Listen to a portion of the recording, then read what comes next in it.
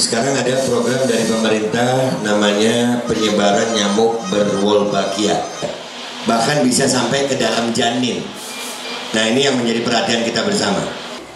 Pihak Kementerian Kesehatan itu tidak mau membuka pintu ruang diskusi bagi ilmuwan-ilmuwan Indonesia. Ini jangan masih debatable begini, ini udah disebar. Rakyat dijadikan uji coba dong, itu namanya. Dia menyebut angka 16 miliar. Padahal data Kemenkes sendiri mengatakan itu 66 miliar. Dan ini masih debat. Sampai hari ini kami minta Kemenkes untuk membuka pintu diskusi antara kedua kelompok ini. Kemenkes menolak. Resiko terbesarnya adalah siapa yang bisa menjamin dari ratusan juta telur nyamuk yang dikirim ke Indonesia untuk disebarkan, itu isinya beneran bakteri Wolbachia.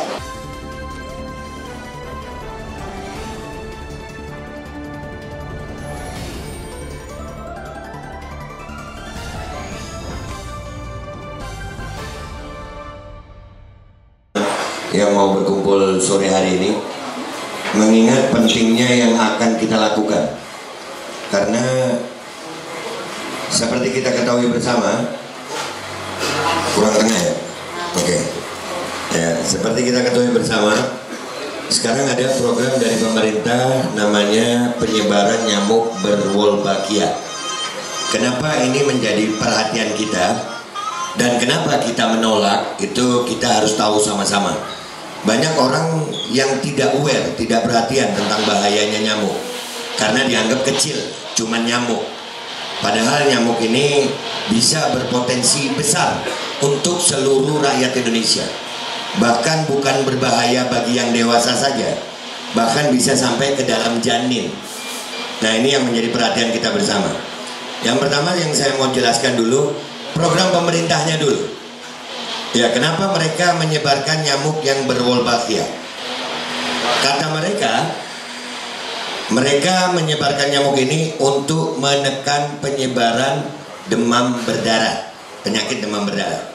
Ini niat baik, kita terima niat baik mereka. Nah, yang belum tahu nyamuk berwolbachia itu apa? Nyamuk demam berdarah itu namanya Aedes aegypti. Wolbachia itu bakteri. Bakteri yang ada di serangga, alamiah bakteri itu. Tapi memang tidak ada di Aedes aegypti. Ini yang diproses, dimasukkan, Wolbachia dimasukkan di Aedes aegypti dengan tujuan Aedes aegypti tidak bisa berkembang biak dengan baik, sehingga Aedes aegypti tidak bisa menularkan demam berdarah. Sampai di sini baik, itu kita harus terima. Yang menjadi pertanyaan kita bersama adalah, di saat adanya kerusakan keseimbangan ekosistem alam yang sudah ditentukan oleh Tuhan yang Maha Kuasa, maka efek negatif itu pasti ada. Hanya saja memang efek negatifnya mungkin belum bisa dirasakan sekarang. Karena kalau dalam ilmu sains ada, kita mengenal namanya butterfly effect. Efek kupu-kupu. Ada kupu-kupu mati di Amazon bisa berefek ada badai di daerah mana. Itu namanya butterfly effect. Nah, kerusakan ekosistem ini yang ditimbulkan oleh rekayasa manusia terhadap nyamuk Aedes aegypti mungkin sekarang belum kita rasakan. Akan tetapi itu bisa cukup lama kita melihatnya itu, nanti 10-15 tahun. Kalau memang 10-15 tahun, kenapa kita aware sekarang gitu? Nih, catatan paling penting. Nyamuk berwolbachia ini telurnya dibuat di Australia. Bukan dengan orang Indonesia, bukan. Di Indonesia ini bekerja sama Tahija Foundation dan Kementerian Kesehatan dan World Mosquito Program, WMP. Kita tahu World Mosquito Program ini didanai oleh Bill Gates, yang kalau rekan-rekan tahu, yang punya pabrik vaksin paling besar. Ya. Apakah kita tidak boleh curiga dengan nyamuk ini? Sangat boleh. Karena sampai hari ini pihak Kementerian Kesehatan itu tidak mau membuka pintu ruang diskusi bagi ilmuwan-ilmuwan Indonesia yang menolak penyebaran nyamuk ini. Jadi masalah nyamuk Wolbachia ini positif atau negatif itu masih debatable, masih bisa diperdebatkan, karena ada profesor-profesor juga yang menolak nyamuk ini. Nah, kalau masih diperdebatkan, mestinya Kementerian Kesehatan ambil jalan tengah, kasih ruang diskusi ilmuwan yang pro sama yang kontra, supaya rakyat bisa tahu yang mana yang benar, rakyat yang putuskan. Ini jangan masih debatable begini, ini udah disebar, rakyat dijadikan uji coba dong, itu namanya. Lu kok senekat itu Kemenkes? Ada duitnya sayang, ada duitnya dari Bill Gates. Kemarin Menteri Kesehatan Budi Gunadi Sadikin ngomong di sidang DPR, ya, rapat dengar pendapat sama DPR Komisi 9, dia menyebut angka 16 miliar. Padahal data Kemenkes sendiri mengatakan itu 66 miliar. Dari sini udah kelihatan banget ini ada bisnis apa lagi nih si Budi ini. Ya, dulu kita SD, kita tahu Budi itu anak baik mestinya. Karena kita dulu belajar baca kan, ini Bapak Budi, ini Ibu Budi. Nih Budi yang sekarang kok serem ini. Ya, dan dia juga bukan dokter. Dia bukan dokter. Dan profesor yang melakukan penelitian ini juga bukan dokter. Dari pihak kita yang menolak itu ada Ibu Siti Fadila Supari. Kita tahu sama tahu. Beliau mantan Menteri Kesehatan yang luar biasa, yang berkat beliau Indonesia berhasil menolak WHO untuk ada pandemi flu burung. Ibu Siti, mudah-mudahan beliau umur panjang sehat afiat. Ada juga Komjen Pol Dharma Pongrekun. Beliau mungkin bukan ilmuwan, tapi beliau juga, saya salut banget sama beliau. Ini kebijakan pemerintah, beliau bisa dalam tanda kutip melawan dalam keadaan beliau masih aktif jadi polisi. Ini berat pasti, beban tekanannya dari atas berat. Dan juga ada Dokter Tifa, ada Dokter Kunwardana. Dokter Kunwardana ini salah satu anak putra Indonesia yang luar biasa. Beliau mulai kuliah umur 12 tahun, lulus S1 umur 18 tahun. Jadi artinya orang yang jenius, ilmuwan juga. Nah, dari kelompok yang menolak, ada kelompok yang pro. Dan ini masih debat. Sampai hari ini kami minta Kemenkes untuk membuka pintu diskusi antara kedua kelompok ini. Kemenkes menolak. Bahkan kita datangi kantor Kemenkes, mereka menolak. Yang lucunya, mereka mengadakan edukasi kepada rakyat itu setelah adanya penolakan. Saya yakin rekan-rekan di sini mungkin baru tahu ada nyamuk Wolbachia, nyamuk yang direkayasa genetika. Mungkin nggak tahu juga di ujung Berung udah dilepas. Iya tahu. Tahunya berapa lama? Ada dari bulan lalu? Hah? Nggak ada. Mestinya kalau edukasi, ya ini tata cara edukasi. Edukasi itu sebelum disebarkan, minimal 2 bulan atau 3 bulan sebelum disebarkan. Dan dalam cara edukasi beda dengan promosi. Ya, rekan-rekan wartawan tahu dong. Kalau promosi kita hilangkan resiko, tapi kalau edukasi kita harus sampaikan juga resikonya. Nah, resiko paling besar apa? Yang membuat kita, khususnya saya nih, sampai keliling di tiap kota. Bali alhamdulillah udah bisa menolak. Ya, terima kasih Bali. Mudah-mudahan Bandung habis gini. Amin. Ya, resiko terbesarnya adalah siapa yang bisa menjamin dari ratusan juta telur nyamuk yang dikirim ke Indonesia untuk disebarkan itu isinya beneran bakteri Wolbachia. Sampai hari ini tidak ada yang berani menjamin bahwa setelah disebarkannya telur nyamuk Wolbachia, apa benar cuma demam berdarah? Apa nggak ada penyakit lain yang ditaruh di titik itu? Sama-sama kecil, sama-sama virus. Kita mengenal berbagai macam jenis virus. Yang baru-baru aja COVID, sekarang COVID mau dinaikin lagi. Jangan-jangan Kita perlu curiga sama mereka. Daerah yang di ujung Berung, coba dicek. Mas Ejo tadi yang jadi MC, benar ya? Rumah di daerah ujung Berung ada ya? Ada. Sudah timbul penyakit-penyakit di sana ya? Sudah. Ini yang menjadi pertanyaan besar buat kita. Kenapa rakyat harus dipaksa menerima uji coba ini? Dan itu ditebarkan, minta maaf sebelumnya, kepada rakyat yang notabene ekonominya sedang terganggu sekarang. Dan itu pasti ada duitnya juga. Sehingga rakyat yang nggak tahu, yang nggak kritis, mereka menerima aja tanpa tahu resikonya. Satu telur nyamuk itu kalau dia netes itu jadi 10 jentik. Kebayang nggak?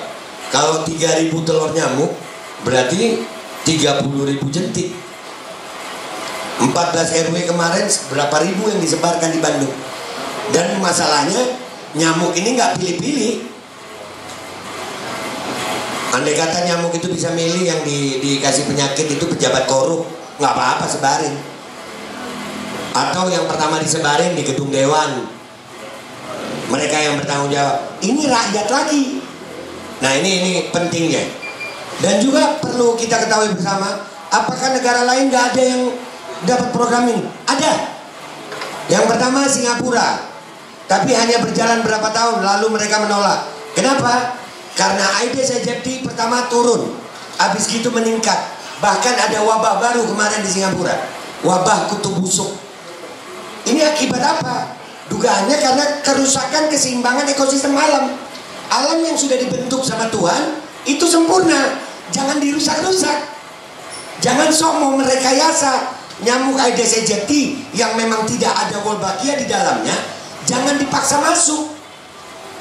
Dan itu bisa menimbulkan banyak penyakit. Dan satu lagi nih resikonya nih, di dalam ekosistem nyamuk itu ada nyamuk namanya Culex, ada nyamuk namanya Aedes aegypti. Aedes aegypti itu siang dia, ya. Kalau Culex itu malam. Di Jogja dan Kulon Progo Jawa Tengah, ini kita punya datanya, nyamuk Culex meningkat tinggi gara-gara Aedes aegypti turun. Jadi meningkat. Bahayanya apa kalau Culex meningkat? Bahayanya Culex adalah dia menjadi perantara untuk penyebaran virus namanya Japanese encephalitis. Itu virus radang otak yang menyerang anak-anak. Di Kulon Progo dan di Sintang kemarin itu sudah ada yang mati. Kemenkes apa solusinya? Gampang, wajibkan vaksin untuk anak di bawah umur 15 tahun. Ya ini yang kita mau cegah. Nah sekarang ini alhamdulillah masyarakat Bandung, saya terima kasih. Mudah-mudahan dari pemaparan singkat yang saya sampaikan ini tergugah hati kalian untuk bersama-sama kita mencegah penyebaran nyamuk ini. Yang pertama kita lakukan, kita mau membuat para wakil rakyat yang ada duduk di kursi DPRD tingkat 1 itu untuk sadar. Sama-sama dengan rakyat, stop dulu penyebaran nyamuk. Jangan jadikan nyamuk rakyat sebagai bahan uji coba. Jangan. Ujung-ujungnya enak, kalau rakyat sakit, vaksin. Rakyat sakit, vaksin. Dan yang paling bahaya apa? Bisa saja jadi pandemi. Dan kalau pandemi, kalian semuanya merasakan kemarin. Bagaimana efek pandemi? Nggak boleh kita duduk-duduk begini. Ini mau Natal, saudara-saudara saya Kristen yang mau merayakan, nggak bisa. Tahun baru, nggak bisa. Bandung yang terkenal nih, tempat gaul, nggak bisa. Majelis-majelis taklim, nggak bisa. Semua rakyat akan terganggu ini. Ini yang kita minta, kesadaran dari masyarakat Bandung. Mudah-mudahan bisa menjadi seperti Bali. Setelah mendapatkan persetujuan dari DPRD, itu insya Allah kita semuanya punya dasar hukum. Sehingga masing-masing kelompok kita bisa mengedukasi rakyat di daerah, sampai tingkat terendah. Bisa bersihkan itu nyamuk. Nggak ada ceritanya nyamuk baik.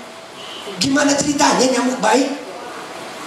Insting manusia, kalau nyamuk gigit, itu pukul. Itu insting sudah. Sekarang gara-gara Wolbachia, itu buzzer-buzzer Kemenkes, dokter-dokter cuan, udah sampai bilang, sampai joget-joget, habis akal saya. S1 kedokteran promosi nyamuk joget-joget. Sampai sudah ada program ibu inang nyamuk. Anak yatim masih banyak, anak terlantar masih banyak. Bagus kita bikin program ibu asuh untuk anak-anak terlantar daripada ibu asuh untuk nyamuk. Nah, ini hal-hal yang tidak masuk akal ini, alhamdulillah saya yakin masyarakat Bandung mau sama-sama menolak. Belum ada program Kemenkes yang mau berani mengedukasi seperti ini dengan tanya jawab. Nggak ada. Sedikit tambahan cerita. Kira-kira seminggu yang lalu, Sabtu lalu ya, kami datang ke Bandung bersama Ibu Siti Fadila Subari. Kami ke Bandung. Makanya itu mungkin awal saya ketemu Abah Ari. Alhamdulillah, makasih Abah. Ya, itu ceritanya. Jadi ada profesor katanya nih, namanya Ari Karima, lulusan ITB. Itu posting di Facebooknya dia dengan kata-kata yang tidak beretika. Dia punya acara seminar, judulnya menolak hoaks Wolbachia dengan ilmu, yang dilaksanakan di SMK 8. Betul ya? SMK Nasional. Maaf salah. Ya. Karena melihat postingan itu, kami sebagai orang-orang yang belajar dengan Ibu Siti, panas juga ya kan, guru kita digituin. Akhirnya kami menghadap ke Bu Siti, bertanya sama Ibu, Bu, kira-kira Ibu mau ke Bandung nggak, Bu? Untuk mendebat Ibu Ari Karima. Kenapa? Karena Ari Karima bilang begini nih di postingannya. Sampaikan juga kepada mantan Menkes yang itu, biar bisa sekalian hadir untuk adu mulut face to face dengan saya. Ini kalimat yang tidak beretika bagi seorang ilmuwan. Ya, ilmunya tinggi, tapi etikanya nihil itu. Akhirnya kami rayu Bu Siti untuk datang. Ibu Siti mau. Akhirnya kami hubungi panitia. Panitianya kaget, kok sekelas Ibu Siti Fadila Subari datang.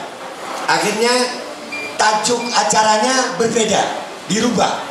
Bukan lagi menolak hoax Wolbachia, tapi pro dan kontra Wolbachia. Kami datang, Ibu Siti datang. Ternyata Ari Karima yang nantang-nantang nggak datang.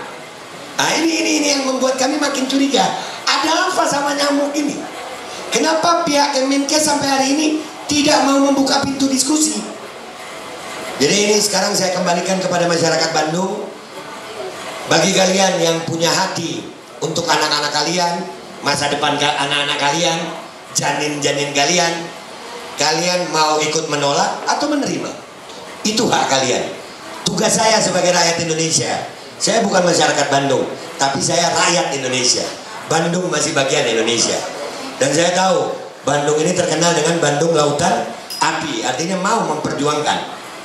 Apakah kalian akan membiarkan penyebaran nyamuk ini? Kalian akan lawan. Kalaupun melawan, saya himbau kepada semua, melawannya dengan cara-cara yang konstitusional. Kita dijamin oleh undang-undang. Keselamatan rakyat adalah undang-undang tertinggi. Kita masih punya jalan untuk melawan secara konstitusional. Aksi demo boleh dijamin oleh undang-undang. Aksi penyampaian pendapat boleh dijamin oleh undang-undang. Mudah-mudahan ini bisa disambut baik oleh masyarakat Bandung, dan masyarakat Bandung bisa menindaklanjuti informasi dari saya ini. Dan saya, Bapak Aldo, siap bertanggung jawab dunia akhirat terhadap apa yang saya sampaikan kepada kalian sekarang. Bahkan kalau mau ada diskusi debat terbuka antara ilmuwan, kami punya tim ilmuwan. Mungkin hari ini nggak kami datangkan karena bukan untuk debat, tapi kalau untuk debat diskusi, kami siap dengan data-data kami dan ilmuwan kami. Mudah-mudahan masyarakat Bandung bisa bersih dari nyamuk, dan aksi ini insya Allah bisa berjalan dengan lancar, dan Bandung berhasil menolak penyebaran nyamuk Wolbachia seperti Bali. Sekian dari saya, minta maaf kalau ada salah. Wassalamualaikum warahmatullahi wabarakatuh.